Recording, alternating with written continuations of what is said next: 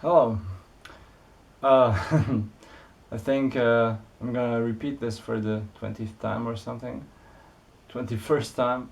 I haven't been doing any videos lately, meaning lately in the past 2, 3 years. Rather focusing on more important stuff from the real world, everyday life, is asking questions and you have to answer them.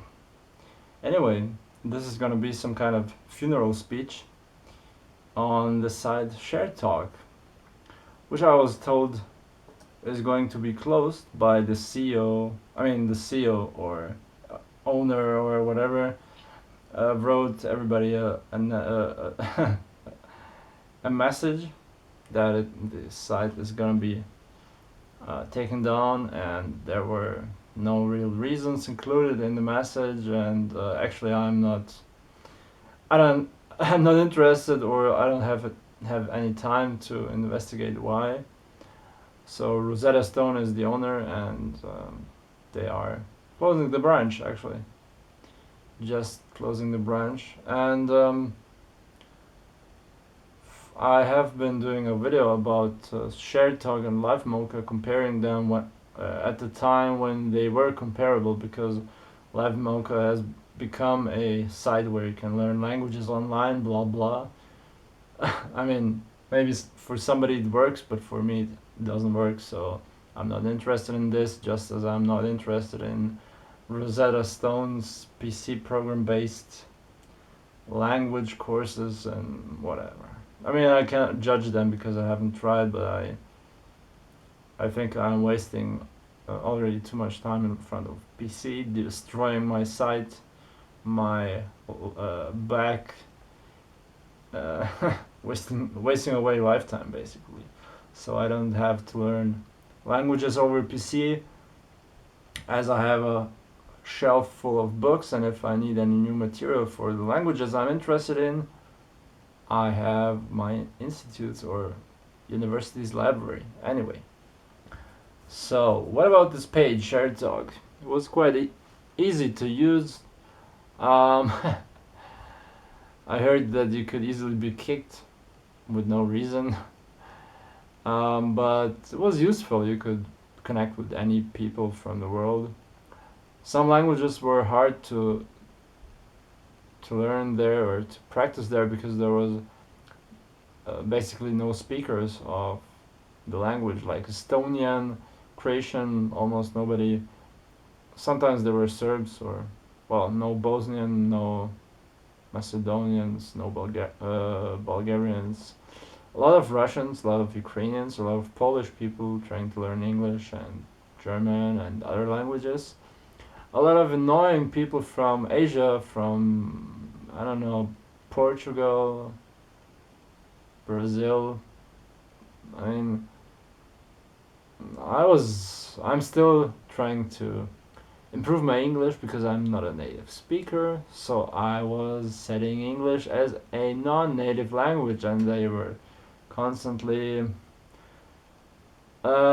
sending me a chat invite, and I was. I mean, it's sad to refuse it, but I just wasn't interested. And of course, there was also some crazy people, and most of the women there wrote that they're not interested to find a husband, and they are not there to marry somebody.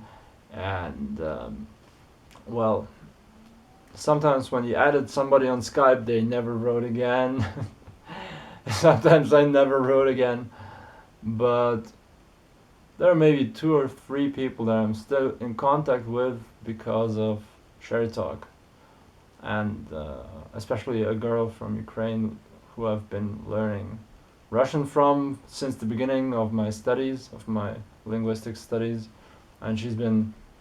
I was helping her with English and German as good as I could, because I'm not a German studies linguist, but a Slavic studies linguist, but I know Latin, etc. So in most ways I could help her, at least with pointing at some kind of resource on the internet or a book or anything else. So we were helping each other basically. And so, what do you think? Is it a good thing that this site, where so many, well, actually also crazy and perverted people were trying to chat around with somebody, with other people, or well, what do you think about it? Um, are there any comparable sites that you could use, that other people could use? And well, for those of you who have been following this channel for a longer time, what kind of topic would you like to see here? Maybe on uh, linguistic purism, on gender linguistics, maybe about colors. What about green color? The perception of color as we have it here in Europe, or in Middle Europe, or in Germany, or in Bavaria, it might be very different to what the perception of color is in the Middle East, in Asia, in Africa, in South America. Because most of the languages, and I'm not talking about most of the speakers of any language, but we have 6,000 languages, so most of those languages don't distinguish more than two colors, white and black, or bright, no, light and dark.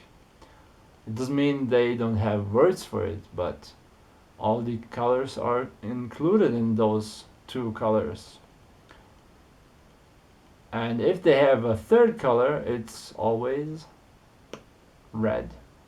And then the next color is always green and or yellow.